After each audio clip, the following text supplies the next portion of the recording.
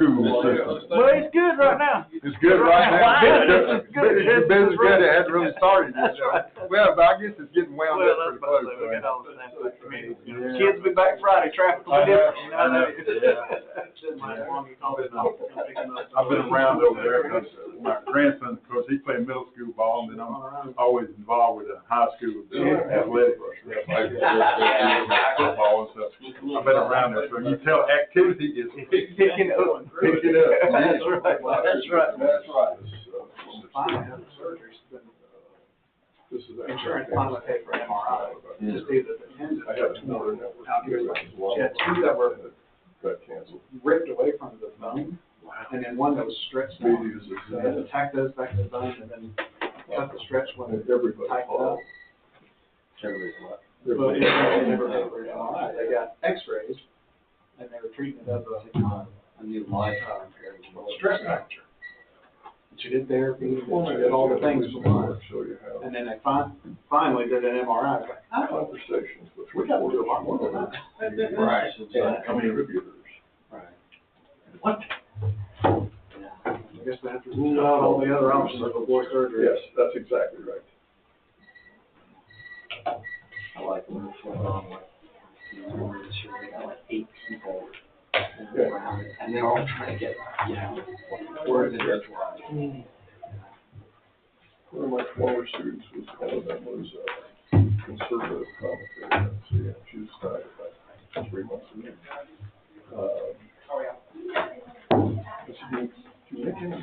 Oh, yeah, we did our presentation. Yeah. I got her, it's not that much.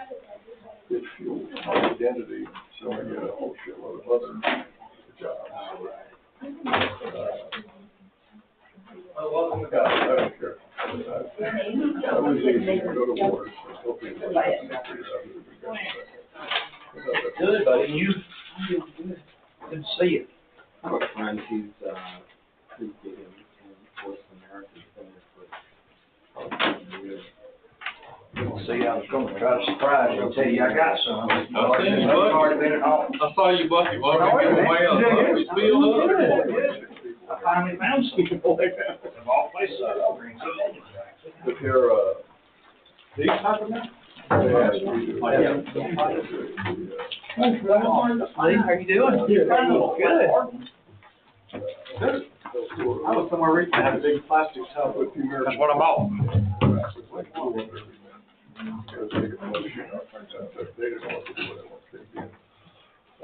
So then they had to go try to rebuild stuff, and they figured that they was something they probably should have. For about 2 years. Make it so. Yeah. What do you want? I'm gonna ride it down, right on his phone, me. But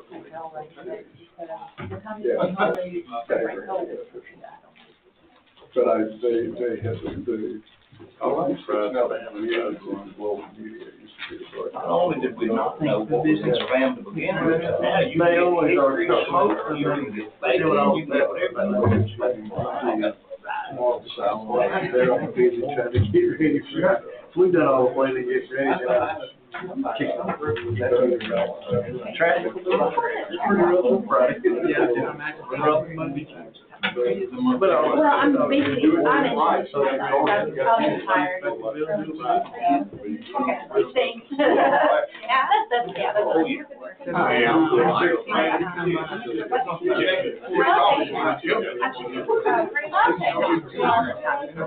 Well, I've been back here, science and nutrition, last 5 years. So I'm a teacher at heart. Yes.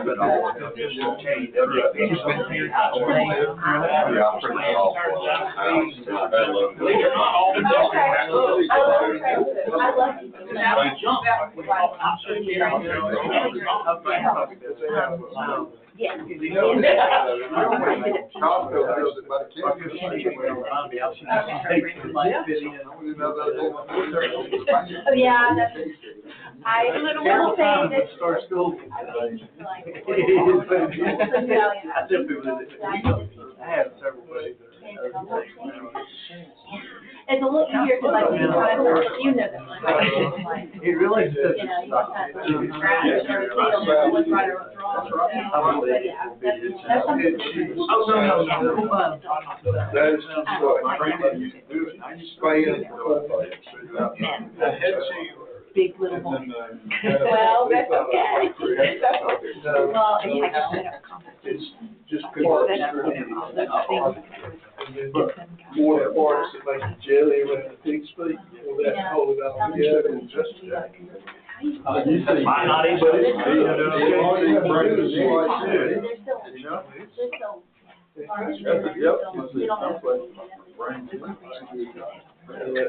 My granddad killed me.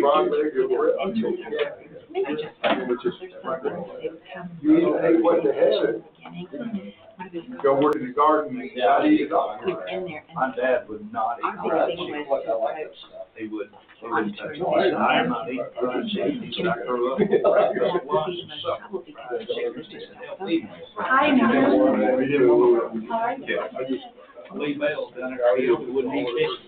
Tell me, yeah, this is every day of his life. So when I got old, I'm on. It was many days that we had biscuits, but they didn't like what no meat. We learned how to make, mashed potatoes. It takes a lot. We put all kinds of, worcestershire sauce and mashed potatoes. That was bad.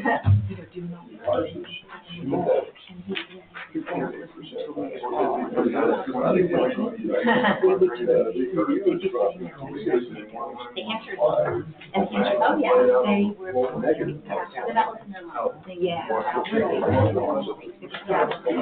Yeah. Yeah. But you would just.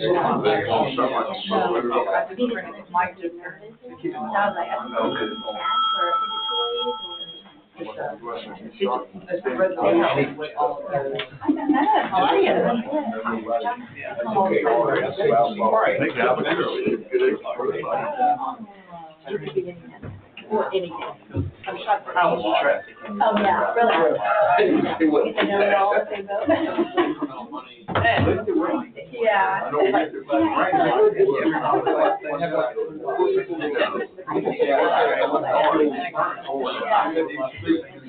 Yeah. Well, I thought it was today, like, oh, yeah, the first video stuff, like, very tall, and I lived there. 7 fires. that's why I didn't let one go. Like, so I have to work.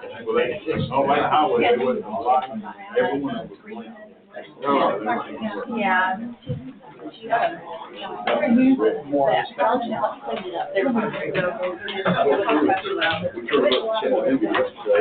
Yeah. See our son, he's gonna get us there and start digging. We drove through that last thunderstorm. I don't know, now it's kind of different, right? You don't spend time. Oh, and I hate to stop it. It's dry. Exactly. Not like it's good to start with. Oh, it is. Oh, man. Yeah. And try to get off that exit, I-24, going to Chattanooga, they got that all. Everybody can hear me. All right, well, I'm just gonna I'll call you back. I'll make sure you head sharp. All right.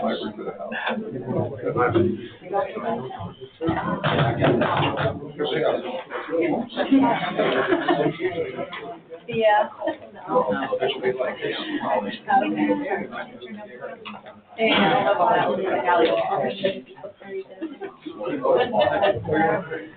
like to welcome everyone to Madison County Board of Commissioners regular business meeting. Agenda for July 29th, 2024, 6 p.m. Please ask you to stand for the pledge. Pledge allegiance To the flag of the United States of America and to the republic for which it stands, one nation, under God, indivisible, with liberty and justice for all.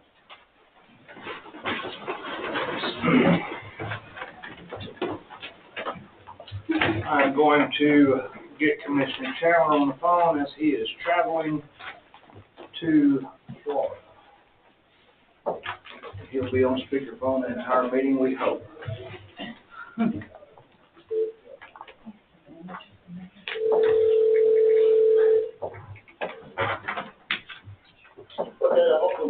All right, sir.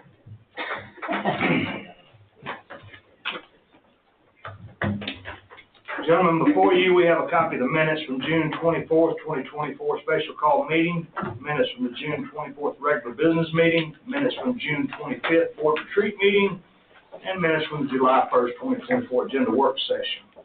Please take a moment, look over those. If you have any discrepancies, please make them known. If there isn't any, I would entertain a motion to approve the minutes. Make a motion to approve the minutes. Second.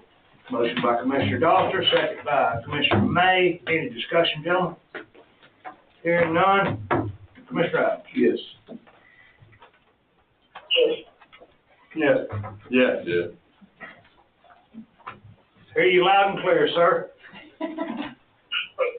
Business involving guest groups or multiple visitors. I got one special guest here tonight before I move on. But Mr. Jody Goodrow. Welcome, sir. I want to tell you personally, we are excited. I know I am from the Board of Commissioners to see you take on this new role as our school superintendent. I don't expect anything less than great things out of you, sir, from what I've seen in the past. So thank you very much for attending tonight. Gentlemen, Mr. Goodrow stopped by and dropped you off a card here. This is a event pass for our sporting events. I would assume any event that our high school puts on. Is this included? Yep, high school. So, thank you, sir. We greatly appreciate it. Thank you for what you do.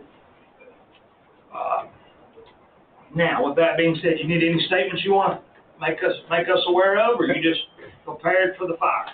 I'm good. I don't have business tonight. Just enjoying, thank you for what you do, and love to continue the positive relationship, us working together from one government group to another and doing great things in our community. We're excited to have you, sir. Moving on, Mr. Tankersley, UGA Extension Service, and Miss Emily Williams, UGA Extension Office. Good evening.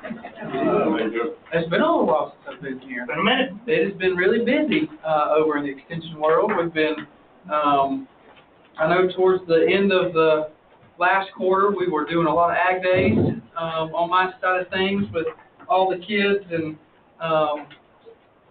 everything. So we've been busy. We have been celebrating our livestock judging team still. So last week we went to the 4-H State Congress Awards Banquet, where we all got to dress up and go to a state banquet in Atlanta and do a nice banquet there. So the kids really enjoyed that.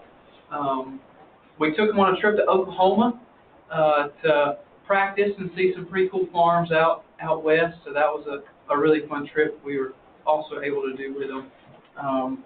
With me, I'm not going to spend a whole lot of time, but I would like to introduce our new fax agent, Miss Emily Williams, and I'll let her talk to you for just a minute. Hi. Welcome, young lady. Thank you. My name is Emily Williams, and I am native to Ozark County, so I've lived in a similar area for most of my life. My background is in family consumer science and education, and I'm currently working on my master's in community nutrition. I should finish up at the end of May, hopefully. So in my time in the past, I've worked in education as a fax educator, so 9+ years. I actually started out about 10 years ago at Madison County High School as a student teacher. So I worked under Miss Lynn Luce, if y'all know her. She's one of my favorite people ever. And then I worked at Morgan County High School as a culinary arts teacher. And then the last 5 years, I was at Ozark County High School as a nutrition and food science teacher. So I've spent a lot of time in fact education in different areas, and it's really my passion, and I'm hoping that my teaching experience can create an impact in the community. So my goal is really just to get to know the community a little bit more. I've spent some time the last 2 weeks, and I'm going into 4 weeks at the senior center here. I'm working with the county agent, kind of shadowing and kind of seeing what my role would be in that regard. We're doing a program with the American Heart Association to help promote that awareness and how to prevent it. So I really enjoyed working with them. They're really a different group from high schoolers, which I'm more used to, but, and that's really my goal, is just to get out in the community and see what the needs are, and I'll keep going from there. So thank you for having me, and I'm looking forward to getting to know you guys more, so. Thank you. We welcome you, Thank and you. welcome to see what you're gonna do for our county. Thank you. Shane, I called you Shane again, Travis, I have a friend named Shane Tankersley, sorry, Travis. A little bit of background on her work as to what people specialize in. I know it's gonna be helping kids, I know it also helps, the people here in the public. If we could get some kind of breakdown for that we can get on the county's website. I know we already got a link, but we would like to have some information as we're building in the website. So when they click on you and your position, they more informative for the public itself. So just when you have time, once you get settled in, give us some bullet points about, not necessarily about you, but about what your work is. Yeah, gotcha. All right? Thank you. Appreciate you. Nice to meet you, young Nice lady. to meet you. Terry, can you hear us okay, buddy? All right. Chairman's report. Make it pretty brief. The 5th annual Putts for Mutts for the Madison Animal Shelter is coming up September 21st, 2024. You can go to the MOAS website. I think we have this also on the county's website. Starts at 8:30 a.m. If you would like to be a part of it, part of this event, it is a fundraiser. Please go to moaspets.com/puttsformutts. I'm sure they would love to have you in attendance. Second quarter report for the Courthouse Division Security Office. Year to date, so in the second quarter from April through June to July 1st, we have had 18,000 people come through the courthouse doors. Year to date, we're at 36,183. We let most people in. There was only 9 denials for various reasons. Weapons collected, 583. 2024, we still don't know we can't bring weapons in. Hopefully most of those were pocket knives and or toenail clippers. I have no idea, but on a lighter note, super proud of our sheriff's office, super proud of our security here in our courthouse. Today, we had a gentleman, he wasn't unruly, but he got a little out of hand, and we pushed the buzzer, and security asked him to please step out of the building. Very nicely, he went accommodating. Those are things we don't like to do, but to know that our security in this building keeps us all safe, we're very proud of it.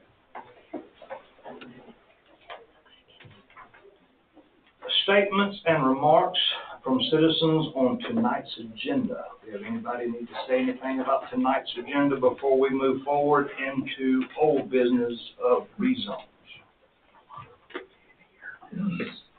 All right.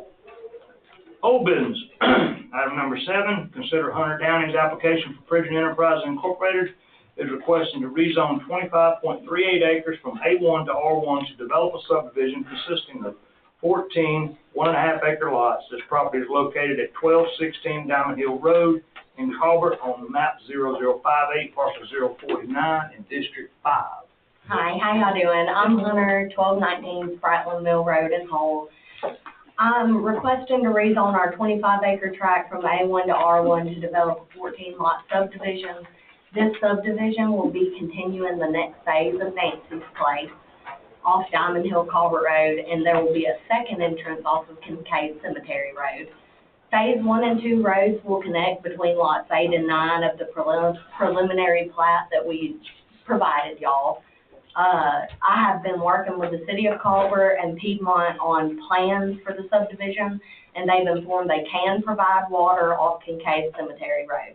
We do plan to have fire protection throughout the subdivision and follow the exact same covenants that Phase 1 has. I have I provided all this at the beginning of the month, the traffic flow diagram. If any of you don't have it, I can provide it again.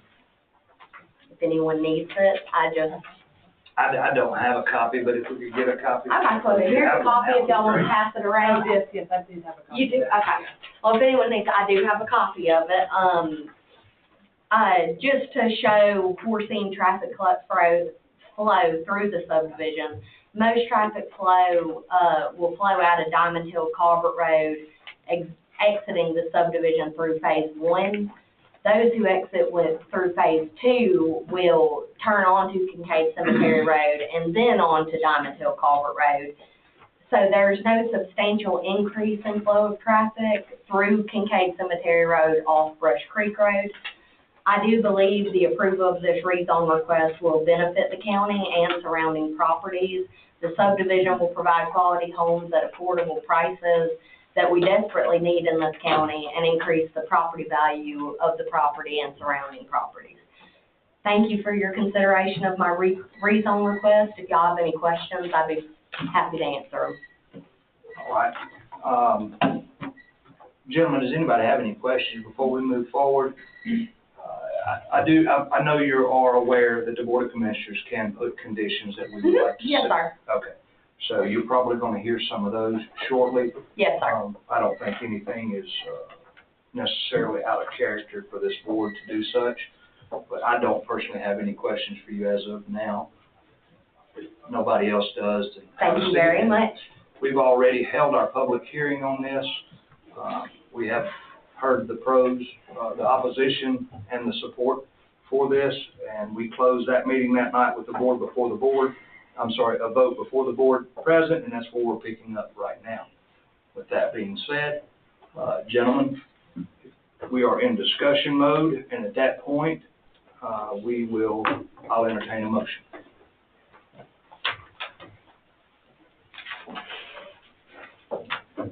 I do have one question. Yes, Ms. Hunter. So what you just, you can see. So you did say that the covenants, for Nancy's Place, Phase 1, Mm-hmm. Phase 2 will be the exact same Yes, covenants? sir. Okay.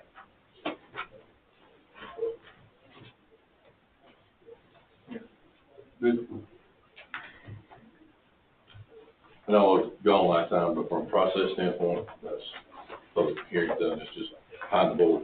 Correct. Okay. Yes. All I do have a question. With the covenants moving forward from 1 to 2, and I didn't see it in there, but is there, and it may be in there and I just missed it, but is there a minimum house size? 2,400 square foot. Actually, it's 2,600 square foot. 2,600 square, I apologize. Yeah, it's on page 6. Mr. Doctor, page 6. It says 2,600 square feet, indoor heated area.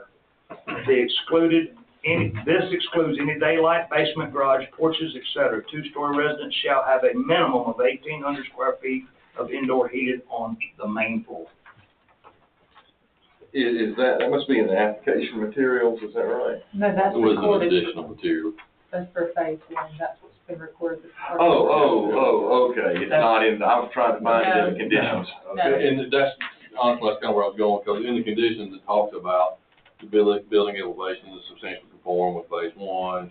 It talks about a lot of bleed through, in a good way. I'm not trying to use bleed through, in a pass through, if that's a better word, in the conditions that I know has been discussed. So, I think that's probably an additional condition that, if my part-time legal brain, the condition sets forth that can't be changed without coming to the board, because covenants come at a later date, or possibly become at a later date, and not are enforceable by this board.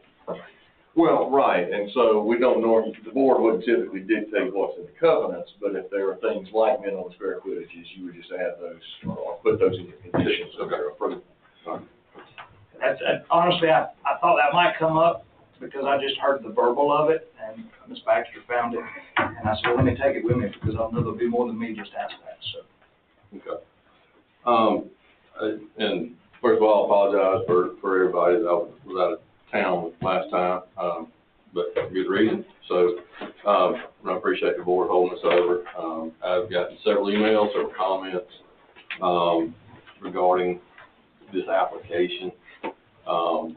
Some were, we don't want it, some were, we want it with, a level of, restriction, if that's the right terminology.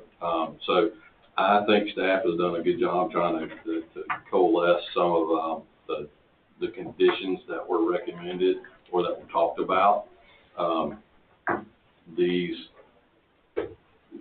conditions, for the record, have they been read publicly that we know of? No. No. And so with that said, for my fellow colleagues,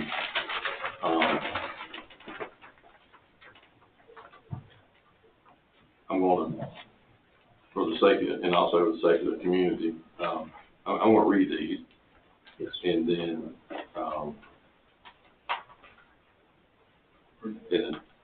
and then add the stipulation of the minimum building size. Commissioner Dawson, the reason I did not go public with these yet was because I didn't know if the board wanted to make any adjustments from this or add anything to and let this be the final reading before the vote. I didn't know if y'all seen anything in this you would like to add or take away. So you're making this a motion, huh? I'm going to make this a motion. Okay. I'm going to make this a motion. All right. Again, I'm 1 of 5. And part of this is, and I'll go through my, prior to reading this part, I'll go through some of my thought processes is, I had a conversation with somebody today that, if is the current zoning correct or not? If it's not, then what should it be? And I know everybody loves where we live. Things are going to be changed. How we change them, we need to be careful about that and be methodical about how we make those changes. I went through and just did my own sizing calculations, and and I know the majority of the houses besides phase 1, which is 2-acre minimum, the surrounding property, the Brush Creek subdivision is a mix from 3 to 5. And so I did take that into consideration, and I think between basically if you have a 3-acre, close to 3-acre, between that and 2.5, you're 1 or 2 lots off in a maximum. So I'm going to read this as a form of motion, and then I'll open it up to my colleagues for further consideration. Certainly. May I ask you, and it's totally up to you, of course, do you want to use the resolution that we had prepared, or do you want to just make a motion to rezone and read those, whatever changes you make? I don't have. I think Christina passed those out. Well, it lists all the same conditions. Yeah. Let me get that. Brought it up.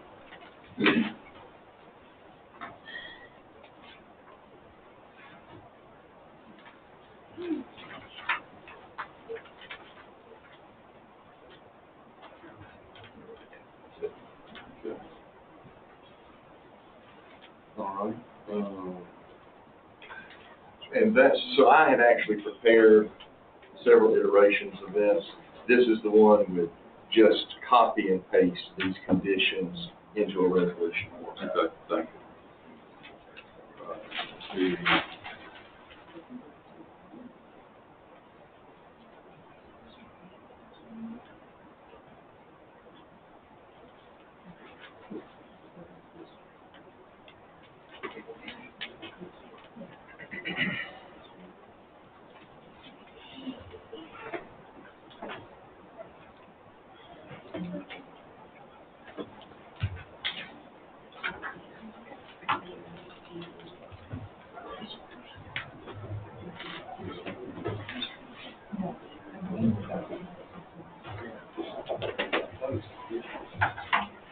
All right.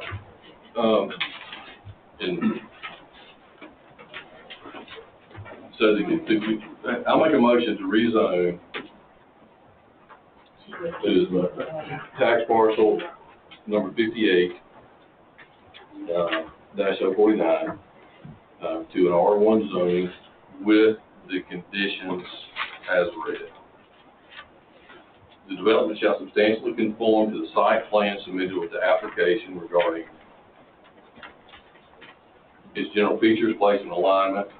However, alterations necessary to accommodate the other conditions specified herein, including the reduction of lot count, are permitted without the Board of Commissioners' approval and provided they align with the spirit and context as determined by the Planning Zoning Department. Building elevations shall substantially conform with architectural renderings submitted as part of the Phase 1 application with respect to general style, features, materials, and massing, and with a minimum building size to comply with, as a condition of zoning, to the 2,600 square feet, or as noted in the Phase 1 covenants. So that is a condition, not a recommendation. So that language will be added to number 1 on the conditions. You have a way to get that. I guess you can get it from the recording. Okay. The exterior in all residential units constructed on the property shall consist of full-sided brick, stone, stucco, masonry siding, or combination of on the minimum of 3 exterior sides. Development shall adhere to the minimum districts of R1 residential district required by Section .8 of the subdivision regulations of Madison County. The development is limited to a maximum of 14 lots, with each a minimum lot size of 2.5 acres to balance the consistency with Phase 1. Development design structure shall meet exceed indicated on the concept plan, narrative, architectural sketches, and other documents submitted. I'm sorry, Commissioner, you skipped a little language on number 5. Did you need to include that? Probably does. And better compatibility with the larger lot users? No, sir, I did not mean to look over that. I'm trying to read too quickly. But, the minimum lot size is 2.5 acres to balance the consistency with the Phase 1 and better compatibility with the adjacent larger lot uses. Development, design, and structure shall meet and exceed the standards indicated on the concept plan, narrative, representative architectural sketches, and other documents submitted with the zoning application for rezoning. A 50-foot undisturbed natural buffer shall be required adjacent to tax parcel 0058054A. If the existing vegetation is insufficient to provide proper screening, the existing vegetation may be supplemented upon review and approval from the Planning and Zoning Department. A mandatory homeowners association and covenants, conditions, and restrictions to address permanent care and maintenance of all common areas, facilities, and other improvements on common property are required. Restricted covenants shall be recorded prior to approval of the final plat. The development shall incorporate a minimum of 10% of the land in Phase 2 as a dedicated open space common to the development. This open space shall be contiguous and accessible to all residents, both practically and legally, and shall be programmed as an amenity, including features such as paved greenway trails, playgrounds, shade structures, picnic tables. All common area landscaping shall be maintained by the HOA or professional landscaping company employed to regularly fertilize and mow grass and properly maintain all landscaping. Maintenance guarantees shall be required for all improvements to be maintained, dedicated by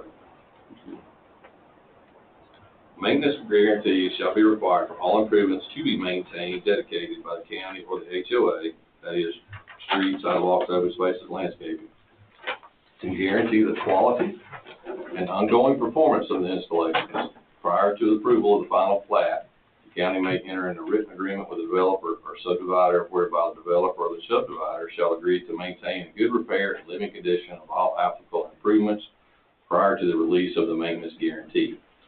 The maintenance guarantee shall be payable to Madison County and shall be an amount equal to 60% of the construction value for all public improvements, as estimated by the developer or subdivider and verified by the county.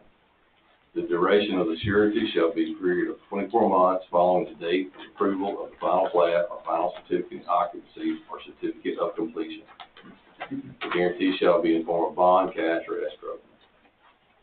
Number 11, No entrance shall be permitted onto Kincaid Cemetery Road. The site plan shall be revised so that the access to the development is from Diamond Hill Culvert Road. 12, the traffic study shall be submitted to the Planning and Zoning Department. A registered traffic engineer shall determine the extent of the development's impact and specify appropriate traffic control devices to mitigate such impact. Site plan shall be revised to accommodate required improvements. This revision is to be approved prior to the initial submittal of any land disturbance permit. However, any major impacts to the approved site plan shall require approval of the Board of Commissioners as a major amendment to the rezoning. All activities and costs associated with any required right-of-way improvements shall be the developer's responsibility.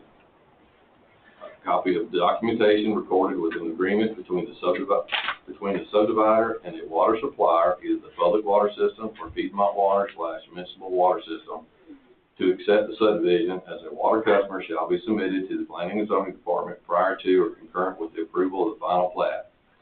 The agreement shall extend to all proposed lots within the subdivision, including phase 1 and phase 2 lots.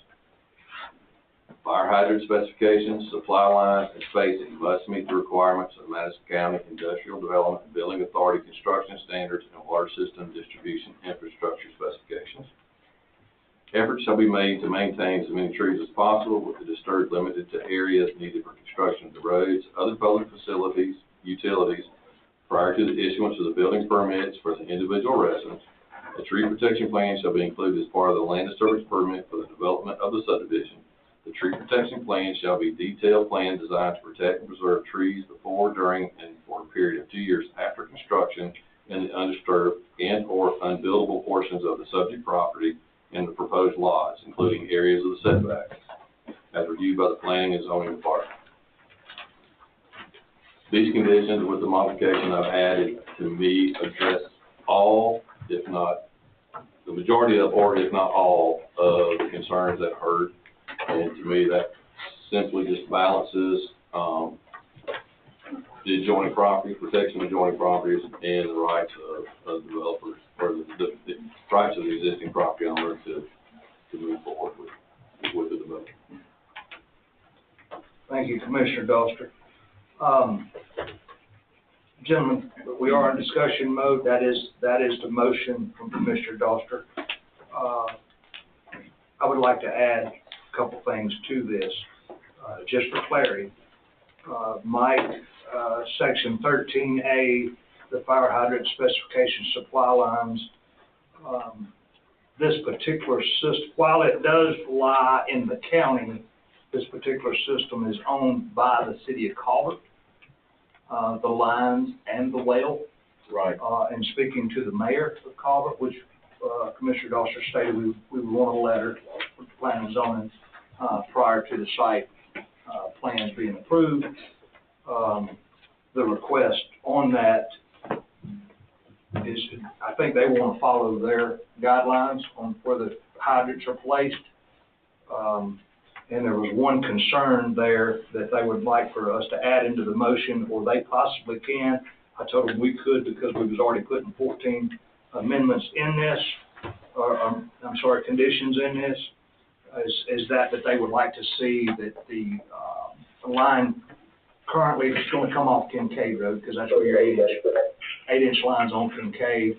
Once it flows through phase 2, ties into phase 1, they would like to see phase 1 tied to Rush Creek, not creating another dead end, because at Rush Creek you got a dead end, and you will have one at Nancy's Place on the entrance be a dead end, and they requested the condition be to tie those two water lines together so that there is flow. I don't know if that's better for them to do or for us, but as we've done in the past, we haven't asked for a particular developer, any developer, to take that extra measure to keep from creating dead end water lines in the county. So what are you asking me? So my question is, should we let the city of Culvert ask that question, or should we let that be one of our conditions to tie those two together?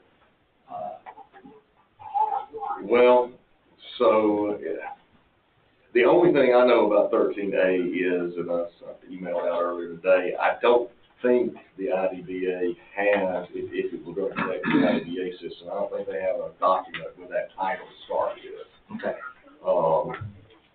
So very difficult to rephrase these things sitting in a meeting. But perhaps, at least at a minimum, maybe what you're saying is that those specifications must meet the requirements of the water system to which it's connected, period, and let that be. Now, if you want to, that means you would be deferring either to the requirements of IDBA or Piedmont, i.e. Culvert, whichever one it is. If you want to impose conditions over and above that, number one, it's hard. That's going to be complicated to do here. And number two, I won't know if it will meet the requirements of either of those systems because I haven't been vetted yet. Okay. But the city of Culvert, they can put that in their agreement with the developer, because in our conditions, it just says a copy of the documentation recording an agreement. Whatever their agreement may be between the two, the condition 13 covers that. So the city of Culvert, we don't have to put a condition on our end, but the city of Culvert has their own standards that they. Yeah, I mean, my thought is under A, mark out everything after meet the requirements of B and substitute the requirements of the water system holder, providing service.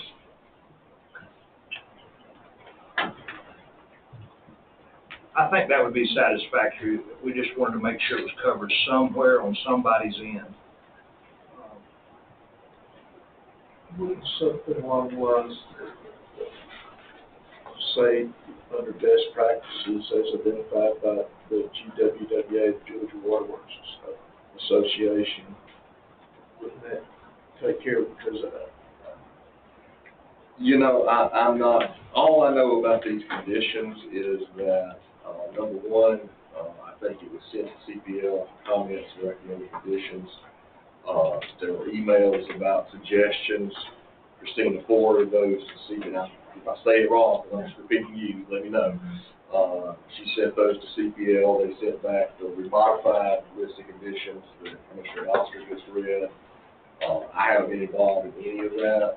I'm really not armed to engage in that level of discussions. yes. All right, so look, I won't rephrase the question. How about I just add one more condition, or at least let you guys consider one more condition. And that condition would be to have hydrants placed at 500 feet with no less than a 6-inch main, which ties to Culvert, Danielsville, Nancy Place 1, and Rush Creek entrance. And that would be my condition at a minimum. And then City of Culvert could probably go above and beyond. But you still look at also a certified firm that would guarantee water, fire suppression, levels. Yes, sir. What Commissioner Chadwick just said, he wanted to make sure that there was adequate fire flow. And that will be in the letter from Piedmont and Culvert to guarantee that there is adequate fire flow. One thing I'll note, and this is not part of these conditions, is, well, I'll do it after it's over with. Never mind, go ahead. It's our policy anyway. I'm just going to give you a fresh note. Any other discussion, gentlemen? Commissioner May? What, if we go, or we're requesting 2.5 acres lot size, what would be lot 10? Potentially 9, but it would depend on how it works. They also are going to have to leave an easement, as shown where the entrance drive is off of Old Kincaid Road. There would have to be an easement there to get to the water line. So that's going to, easements can't. That'll be in our drawings to approve later, wouldn't it, Mike? You don't have any discretion on, if you're talking about final plat, you don't have discretion at that stage. If it complies with your subdivision regulations, then if it doesn't, you reject it. If it does, you approve it. And that was one of the topics we had before we got in here, because this will follow our subdivision regulations, which is the same as Nancy's phase 1 does, is our subdivision regulations does state the paving practices, the sidewalk, the curb gutter, all that stuff is in our subdivision regs. So really no need in going down that path. Any other questions or comments?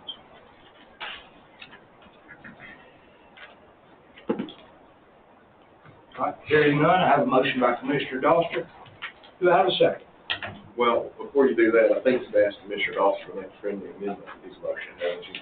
I have. Yeah. I'm sorry. And he does not have to, it's just a suggestion. No, I apologize, I don't know if the water thing had been a little further vetted on that. So, the friendly amendment to make the fire hydrant specification of supply lines and spacing meet the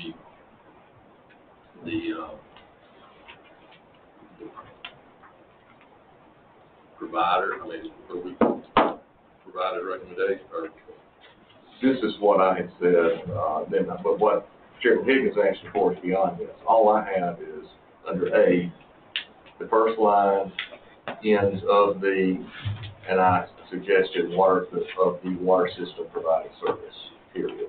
Strike the rest of A, 13A. I'm not sure where the chairman's additional word fits into that, so that. It may not, just to be honest. I just want to make sure it's covered. well, Commissioner Chandler makes a good point in the comment of if this document exists or not, and then we don't have a specification requirement for the other provider. So,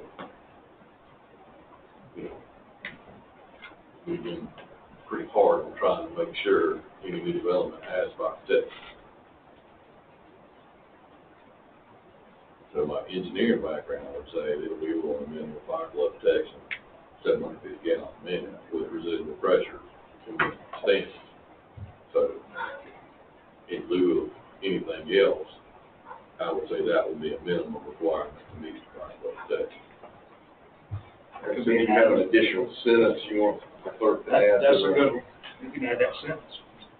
Thank you, Mike.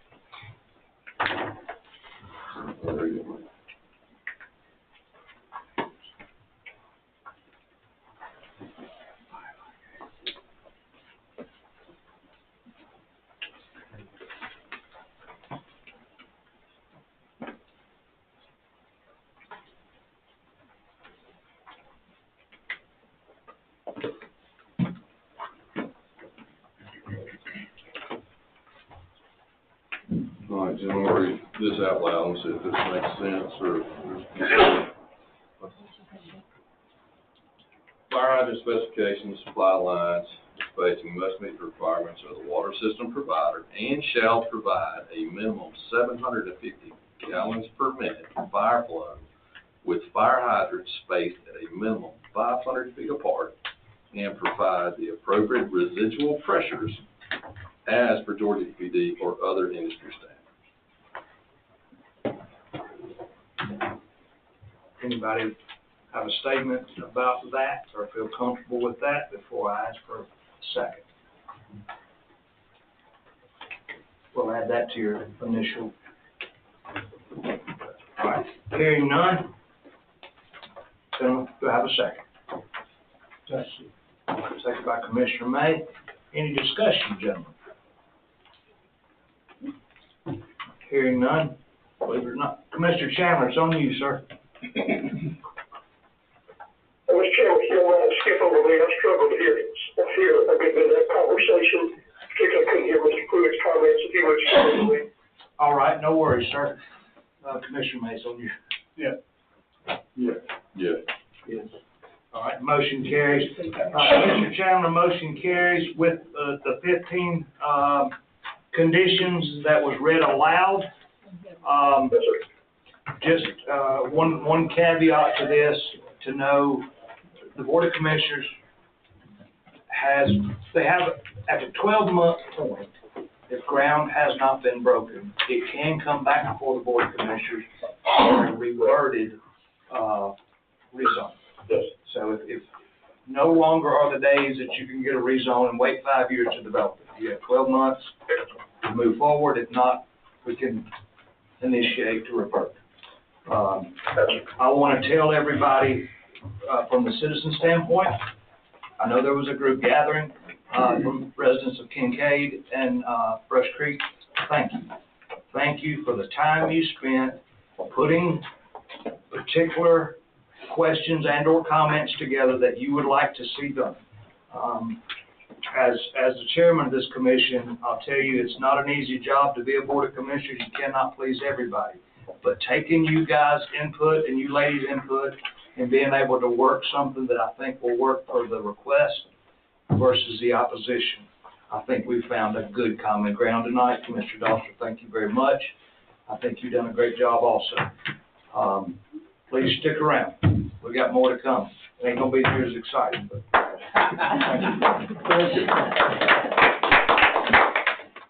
Thank you all. yes, ma'am. All right, consider applying for a community development block grant application project and approving assistance request letter to the Northeast Georgia Regional Commission. Gentlemen, we had a list comprised, and I don't think we've quite gotten to the clarification point of narrowing it down to a particular project yet. There is a couple things that were brought up late last week that we're trying to entertain to see if it's a better fit for this CDBG grant. Still, if you have a particular area in your district that is underserved or meets the funding requirements for this, I would still love to have those road names. But anyway. Do we have an update on the food mill line? We're waiting on USDA. Okay, so the funding is going through USDA. They now have a RD apply site that they are issuing funding out through. This is the first time they've opened this site and started it, so the employees there don't really know how to use it either. So what we've ran into is some issues with some engineering reports that have been required to submit to USDA for them to turn around and release the funds. So we're working with submitting those surveys and documentation for that. So we're still in the phase of supporting documentation. We have spoken with USDA. Our agent, his name is Wesley, so he is watching our application and he's really been helpful on making sure we've got what we needed uploaded, and they know Madison County's been awarded and they have the funding. And what she didn't say is her and Lacey has done a good job helping USDA understand the rules, because she's caught a lot of those and fixed them for them and had to call and tell them. So just one more chapter of what she does on a daily basis. But the award's ours. We're just trying to jump through the paperwork. This is the catch-22, in that literally, there's no such thing as a shovel-ready project where we go ahead and have the engineering done and then apply for the money. They tell you you can't have the engineering done, the money's applied for, and thank you, So our what I- Representative Collins, and then after they appropriate the money, they say, well, we need the engineering information. So this engineering reporting it's not the engineering reporting on what size lines or where or what angle, but engineering reports on the environmental impact, the type of ground it's in, the elevation. Those engineering reports are what we're doing now, but none of the procurement build engineering reports. Yes, sir. Hopefully, in 3 to 4 weeks, we'll have this behind us and we can break ground. As far as our team, with our IDBA and engineer, we're waiting on go. So for this community development block grant, the board had previously talked about and showed really interest in expanding the sewer system in the Doggboro area. Chairman Higdon, I guess it's been almost 9 months now since we applied for that discharge permit. That is coming to fruition, but a CDBG grant has to actually serve, Homes directly. yes, citizens' homes directly, but there's another word I was trying to use for that. So anyways, it can't go to expand our sewer plant, which is what the purpose was with the discharge permit. So we have to go another route. So in your packet here, on the top page, it talks a little bit about percent matches, how much funding could be available. The first page is what was given to you with the special call meeting we had with the water department and IDA. This is some dead ends that they have in the county. And then the last page is Commissioner Adams and Commissioners May, some of their comments on what they felt prioritized. Another thing in this conversation from last week with the IDA, they expressed a concern over on Shadydale Lane. Shady Lane. So I know both of y'all were there, so I could probably give more information on that, but maybe that's more of an urgent need there, or if we're wanting to go based off of this list of dead ends. I'm going to need to enter into some talks with Piedmont Water. There's currently a Piedmont system that they bought when they bought up a bunch of systems, a very small system, about 25 houses, currently served off one well. I think they had 3, 2 has went bad. There is one there currently, and it's only pumping about 6 gallons a minute to divide by 25 houses. We have an adjacent main on Highway 106. But we have talked back and forth about how to get that water to them, at least on a temporary basis, and or do they even want to maintain the system any further. This is a particular candidate for a CDBG grant if we choose to go that route. But with that being said, this project is not immediately. By the way, the CDBG funding application timeline works, we won't actually get this funding until next year and be installing pipe next year. Our submittal has to be in place by April. We will get the award in September, October. Yeah, and then we can't use it until January 1 of 2026. The time period between today, if we voted on a line today and April, will be them mailing out mailers to individuals to see. Yep, that's the new home survey. Yeah, the home surveys. So, all right, gentlemen. Keep that in your brain. Help us narrow down a couple really good projects to bet. Moving on to new business. Consider amendment chapter 8, chapter 58, streets, sidewalks, and other public utilities. This gentleman, I believe, I'm the one that initiated this, asking Mike to go back and fix a little bit of the wording. And what happened was, I think there was a typo to begin with, or at least what our intent was. It ended up saying only 2 family members, and we were wanting to say residences. I'm sorry. Yeah, residences. Yeah, it's 2 or more is what we wanted to add, so that's the change. We're going only 2 to 2 or more. But I still have to have a vote on it to change the ordinance. So with that being said, I'll take any questions and/or I'll entertain a motion. This, I understand the change. That change of wording can be pretty significant. It's defined in the ordinance as family members as being immediate, like father, son, mother, daughter, aunt, uncle. I don't think it goes out there that far, but, it stays in the immediate family. What we've been seeing is It's actually defined here in this wording, Mr. Chairman. yeah, it's on it. I bet Terry's probably driving, he can't read it. Spouse, child, sibling, or parent of the spouse of the child, sibling, or parent. There you go. And I can see that, but my question being with that change in verbiage, would make a significant difference in the usage of that.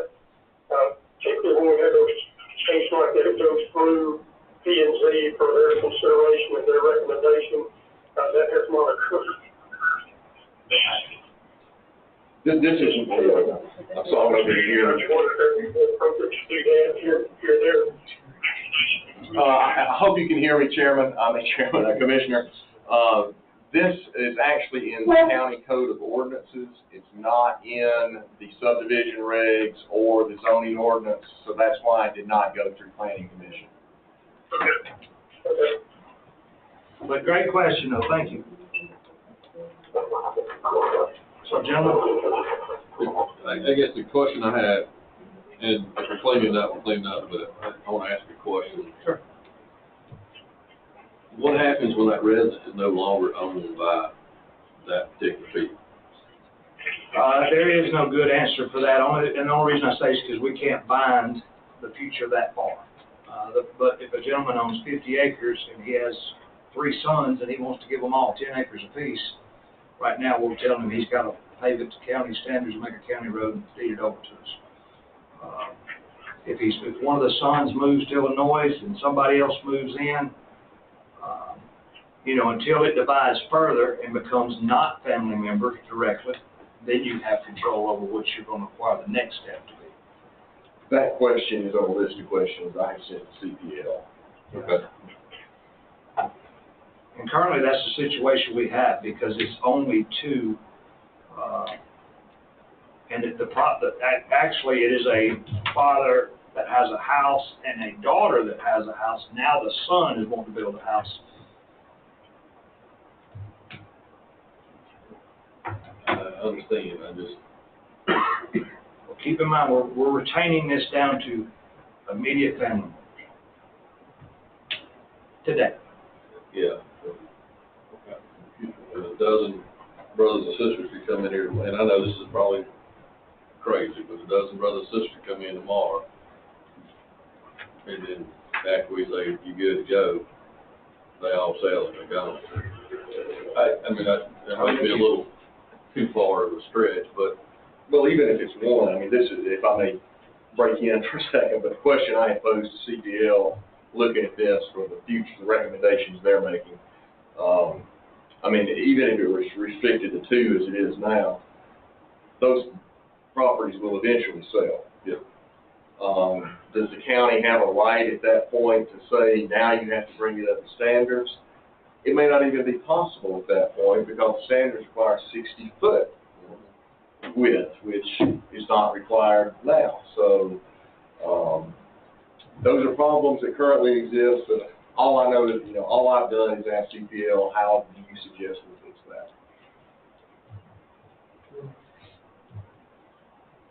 Do we need to write a recommendation, Well, I don't know that you're going to get it on a piece by piece, but I was just asking in the context of all of what they're doing that you will be voting on months from now, probably. CPL has explained to me that no matter what our ordinances are, they're going to eventually evolve and they're eventually going to change. And you'll have to address them when that happens and how that happens. There is no bulletproof. We wish there was, there is not. So we just do the best we can with what we got as long as we can do it. Unfortunately, that's not the answer that's gold, but it, at least, that's an answer. I do want to strive to make families, better off on their own property. So if I have to request, as I've done tonight, to betterment of a family, I'm not considering the future. Well, I guess when people buy a house and they're not a member of the family sometime in the future, they would buy the house with the understanding that this is a private drive, it's not county maintained. Well, and that's part of it. That is probably your answer inevitably. Yeah. When it changes, that you just created a private drive.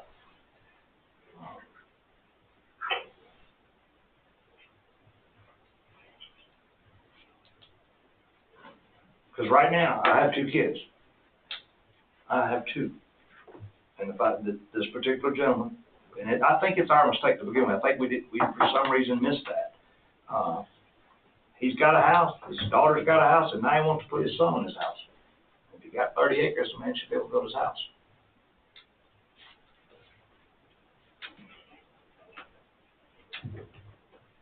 Zoning's tough, boy. Zoning is tough. I don't know if we missed it, but This just, pertains just to the sharing of the driveway, and where does this intersect with subdivision regulations? And the requirements, and when you get into the fifth split, it comes under major subdivision regulations. Say that one more time, sir.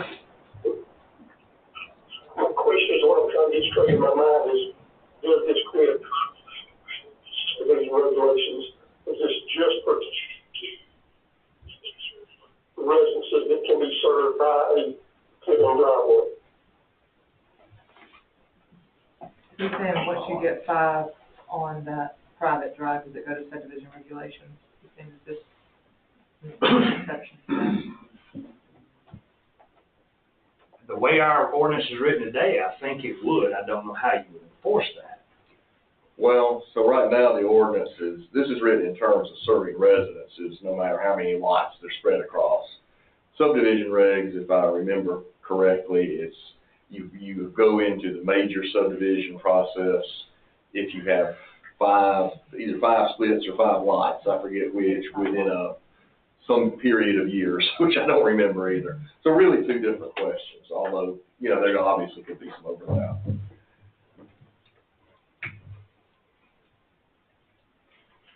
Any other discussion, Joe? All right. I'll entertain a motion.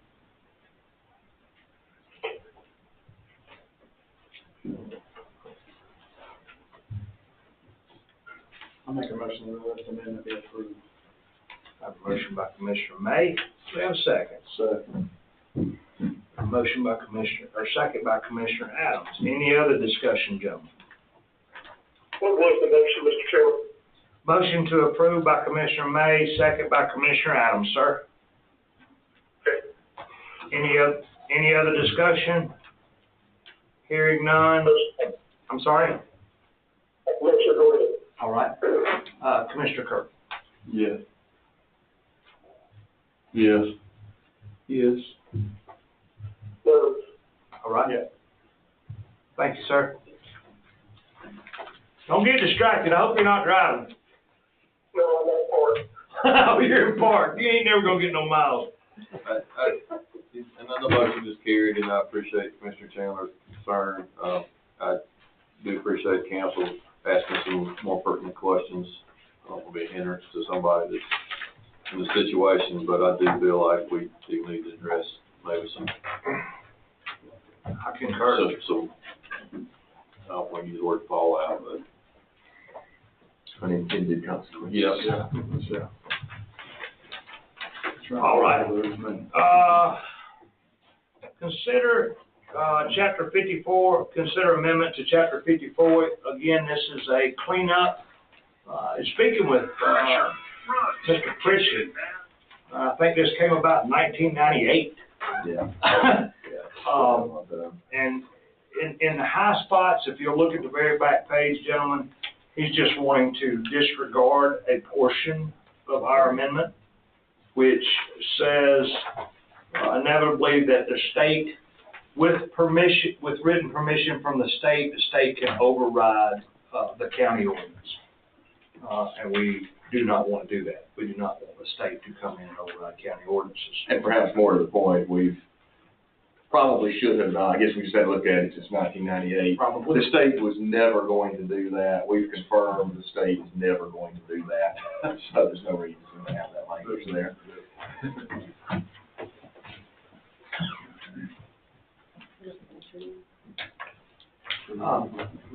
So if there's no discussion on it, gentlemen, I entertain a motion. I make a motion that this resolution be approved as written. I have a motion by Commissioner Adams. Have a second, gentlemen. Second by Commissioner May. Any other discussion, gentlemen? Would the motioner amend to a 30 days postponement? And the reason I ask for that is I just have a couple of questions. I don't know if we can answer tonight. I mean, we allow C and D landfills. I just wanted to make sure I understand. So we do allow C and D landfills in the proper zoning. I think this particular is strictly individual. This is an individual topic, am I correct? Right, yeah, this isn't a solid, this is part of the solid waste ordinance. So, yeah, that's right. This is talking about owner or occupant of a premises. If you have zoning for a landfill, obviously that would override. That would be a permitted use. But like a C and D landfill, they typically have to have a liner like the MSW would. And so what becomes a constituent or a concern, and if, obviously on my couple acres, I don't really need to vary anything, but if you got a 400-acre farm and you got a small volume or something, I'm just trying to balance my understanding of what could be not a problem, but, as a farmer, what could be relatively an easy thing that's been done. And my tentative answer to that would be, just because I've looked at some of this, whether it would be defined as a municipal solid waste landfill under state statutes on solid waste.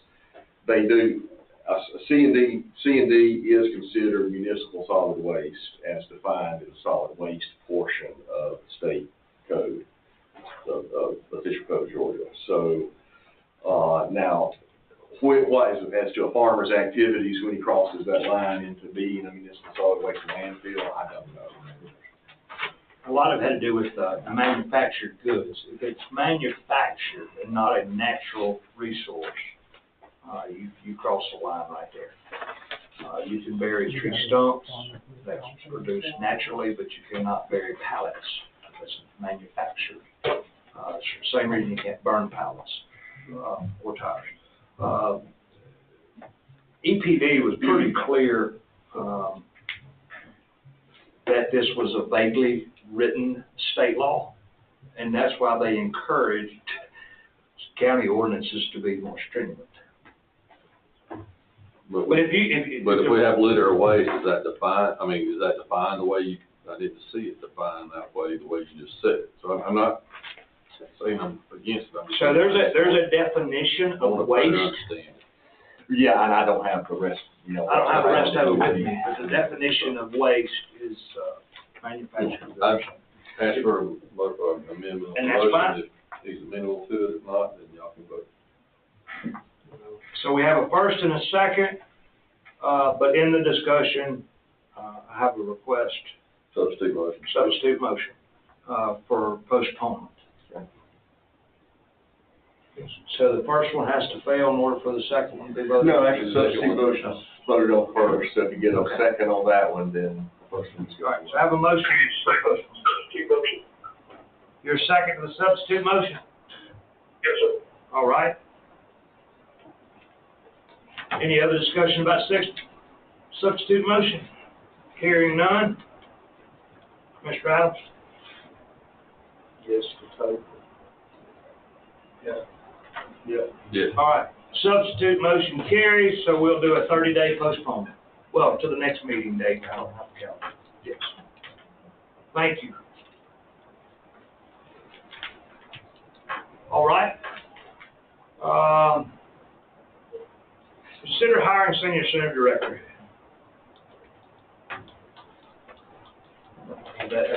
Ms. Shipley. I don't have any for. Yeah, I don't have her application with me, I'm sorry. I think we've all seen the email change back and forth. I know the last email chain I got was the one saying maybe we want to hold off until we get a leisure services director. I personally am okay with that, except for the seniors are demanding we hire a director. We have not discussed not in detail, if we would hire a leisure services director that would be over rec and senior. We tossed that about, but I don't know that we've ever landed on anything. We did run applications for a director, and we have received them. We have made that director an offer on salary, but it is pending this board of commissioners vote to approve her application. Mike, if the board wants to talk about her application, or salary, do we need to go into an executive session to talk about that? It's not mandatory, but it's permitted.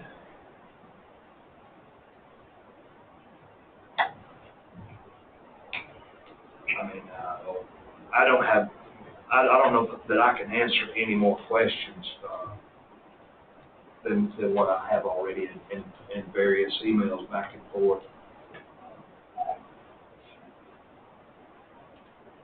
I don't know that we can hold off until somebody hang out there and wait, and we may hire you later without them either retaining the job they got and or moving on to the next job. So, I just want to clarify, I was under the impression that we had discussed something about maybe looking into that person to be both over the rec and the senior center, which I think is personally a good idea. I have contact with a lot of the seniors, whether I want to contact or not, but which they're great folks. You know, I'm just getting sort of facetious there, but, and they're doing well under the way that it's working now. Yeah. I'm sort of my thoughts are sort of put in a quandary here because of the fact that we've taken an application and we've sort of committed to somebody, and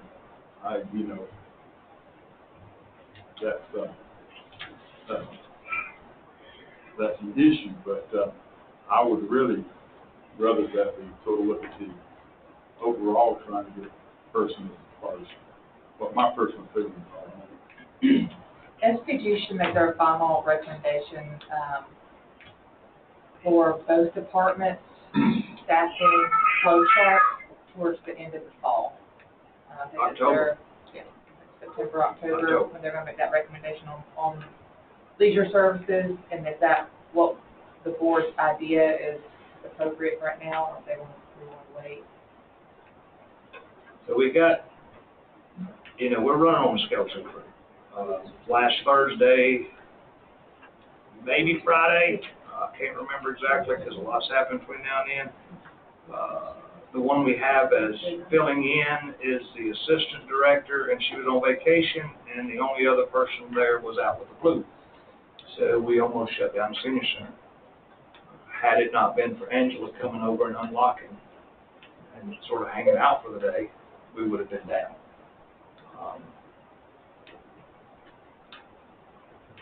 If we're going to do that, we will be October hearing from SPG, and then we're going to be October, will be November, December, before we start entertaining again for a director, and that's what you do in January, February, March, April, potentially, only because we didn't get many applicants, unfortunately. We got a recommendation from your office and from HR and from the Ms. Rouse, evaluation committee. notwithstanding that if we consolidate and put all departments under one, or not all, but senior legal services under, or rec department under one head, you know, I can consider this movement to be, you know, especially the division administrator, you're still gonna have somebody that's gonna run that building.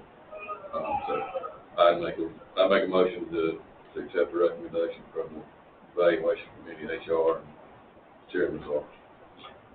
All right, I have a motion, by Commissioner Doster. Do we have a second? Second to motion. I guess we get into discussion. I have a second by Commissioner Adams. Any other discussion? And I am open to trying to answer any questions, I promise. Well, I think that goes back with I guess what I'd like to do is, if we go forward with this person in that, I'd like for us to still consider the recommendation that comes back. And if that recommendation is that we pull out someone who does the master plan for this, that we do consider that, and then, you know, and probably we should tell Ms. Shipley, if we approve her, that that's where we're headed, that we're gonna do, and that maybe she's going to have to reapply for that job or whatever, you know, that might be the thing. I got a really good feeling that we probably will end up with a point person, just to be honest. I don't know that the point person will be vetted enough in both areas. I think you're still gonna have to have that director role. Well, and we probably need that, because the way you're talking, that we're sort of, if we got a skeleton crew, then we need more people anyway. We're getting there too. It's gonna cost more money. With the understanding, Ms. Shipley, that we discussed that the management structure and accountability may change. That's right. Absolutely. You know, as long as she is aware of that. I will say a couple of things. After looking at her application and the way my mind works, I believe that this will provide us the opportunity to look beyond the 100, 120 people that we serve on a regular basis to the segment of our county population, which numbers somewhere between 5,000 and 6,000 people. Yeah. And I believe that this person would have that vision from her current experience in dealing with seniors and all. I think also that she will introduce perhaps a little more friendly environment to a largely underserved segment of our population in this county. Well put. So I have a motion and a second. Any other? Hearing none. Just one other thought, is you make the applicant aware that the management structure may change.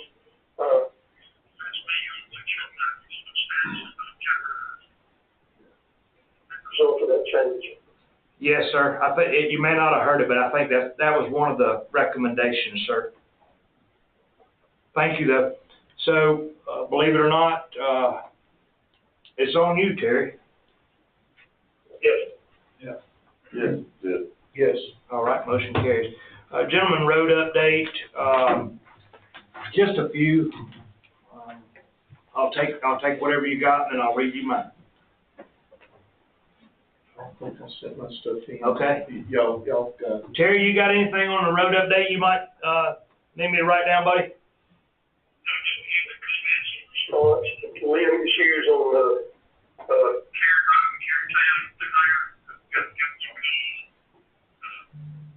they're just being the response and got to take care of many conflicts. Thank you. I'll probably call you tomorrow to get that clarified, because you went in and out, but okay, I got you, buddy. Commissioner Lane? Have you heard anything on Williams Drive? Yep, locate came in Friday, we went over Friday. Somebody's already done a lot of work over there, probably on their own. Okay. But, locate came in Friday, and we're going to be there, I think, later part of next week. I'll get there in a minute. Yeah, I think it is later part of next week. But locate, they got all flags in their yards, so in case they're wondering, they call you what that's about. We done that. that's all. We probably ain't had enough rain in District 4 yet. The day's coming, so. You want me to go ahead and write down Roy Woods Road now? Go ahead and write down Roy Woods. Commissioner Doster. All right. All right, gentlemen, so, local road assistant administration funds, LRA, contract, for, Lim Edward Road contract has been completed. The road department is working on finishing the additional shoulder work that needs to be done. We went from not putting enough seed out because we was afraid it'd burn up to now we're afraid it's gonna wash away. So that's coming. It's not been forgotten. The road department has currently working on gravel road maintenance in the Colbert area. This maintenance consists of graveling and ditch reconstruction, which leads me to one of my sticky notes a minute ago that says we just replaced a pipe on B. Galding Russell and reworked HV Chandler. And that is on the list. We getting in touch with Georgia Power because they're going to raise up a line, but probably here in the next few months we're going to put a big pipe under that road and just raise that bed up.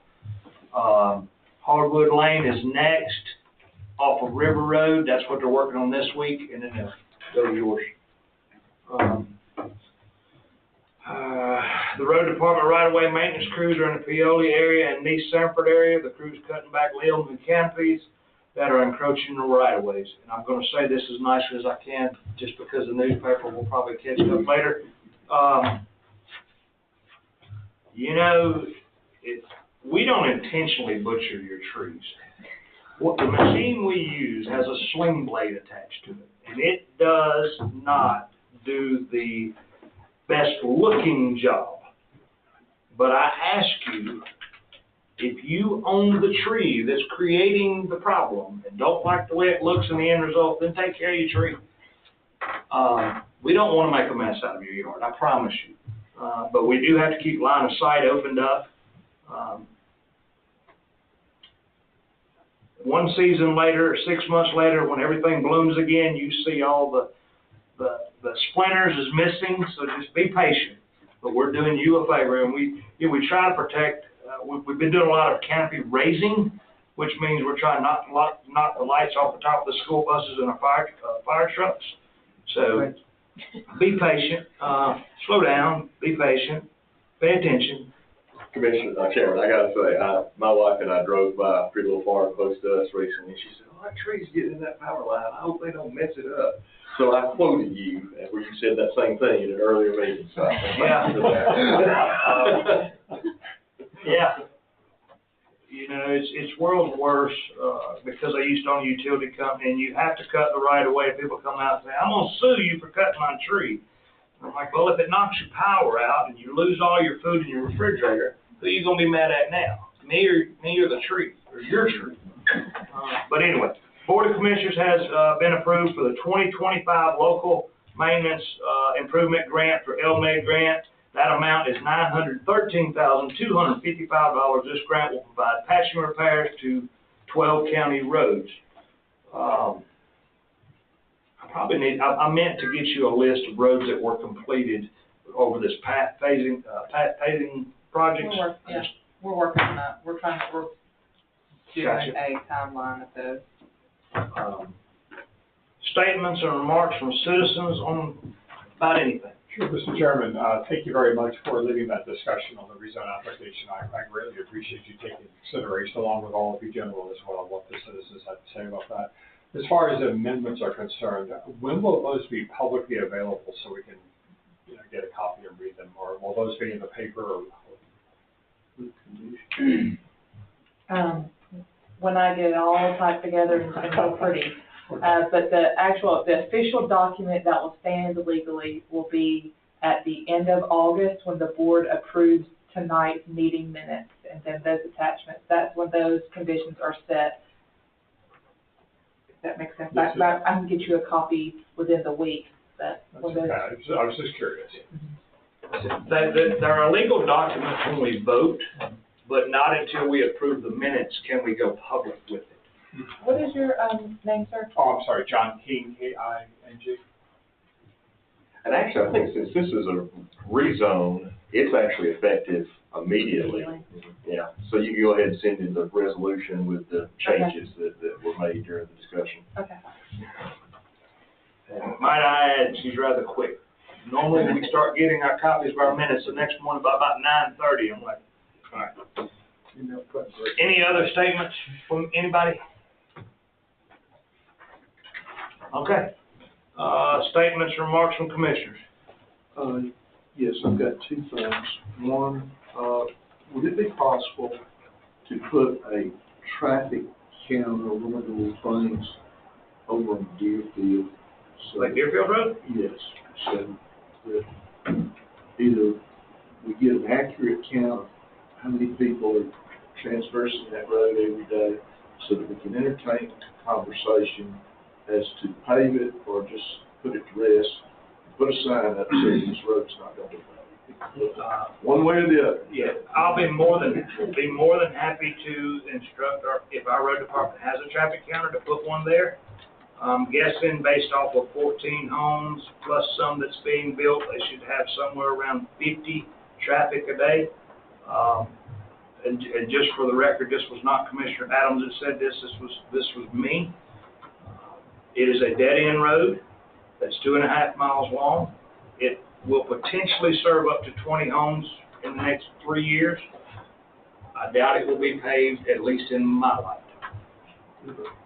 But Where I'm going, numbers don't lie. I know. And even with the special tax district, and all due respect, if we created a special tax district on a road that long with only that amount of homes, you wouldn't be able to afford it. I mean, it would be $15,000, $20,000 a year for your portion of it. So it's just not a fair statement. And I don't like to give false hope. I like to honestly just be honest. It's something that we cannot do. And when we're still right now paving 12 to 20, and I'll be honest, we're paving 3 times more roads than we've ever paved, and we're still 15 years just to get to the starting point of what we have on paved roads currently. So dirt roads is not part of the conversation, or at least my conversation, but I'll entertain anything this Board of Commissioners wants to do, I promise you. Okay, and the second thing is, we had another accident at the intersection of Sanford and Crabapple Hollow Road, and I would follow that up by saying that distracted driving contributes greatly to the accidents that occur there, but we got to do something at that intersection. Okay, it was a matter of time before we have a fatality. I might reach out to our friends at DOT and see if they'll do some kind of study for us, just because of that was recognized as one of the roads that they wanted to do some work on. Yeah. Sanford Road is on there. Sanford Road is on the list. Yes. We are getting some work done to that, but it's in 2026. So we can have a roundabout in Sanford. I'm ready to put one right there at that location. All right, any other remarks? Mr. Kurt? Mr. Dawson? Council? No, sir. I do have one remark, and I want to make this, because my phone's blowing up. And while the newspapers here, I'm going to take advantage of it. Rumors of a solar going in Harrison has not been brought to the attention of the Board of Commissioners. No one has approached the Board of Commissioners. No one has initiated a conversation with the Board of Commissioners. So for everybody asking, is there a solar farm coming to Harrison community? If there is, we're not aware of it. And the process for that, which was verified by council, if a solar farm comes anywhere in the county, it must be zoned appropriately, which is industrial, or it must come before this board as a conditional use granted by the BOC. Please get that, spread it to your friends, spread it to your neighbors. We don't know about it. But there's my public statement on that comment. And that's all I have. Urgent matters, sir. Executive session to discuss real estate acquisition, personal matters, potential litigation, sir. No, sir. Commissioner Dawson. Move adjourned. Love you. Thank you. Y'all have a great night. Or hang out and talk to us. Hey, not all y'all. Some of y'all gotta go home. Commissioner Chandler, be safe in your travels, sir. Take care. He tried his best. Interesting to watch. I try to keep it fun.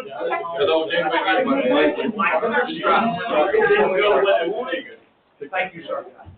You know, anytime you come home to me, one half the room is opposed, but they get up and you thank you. You know you done a good job. Pretty good, that's right. I agree.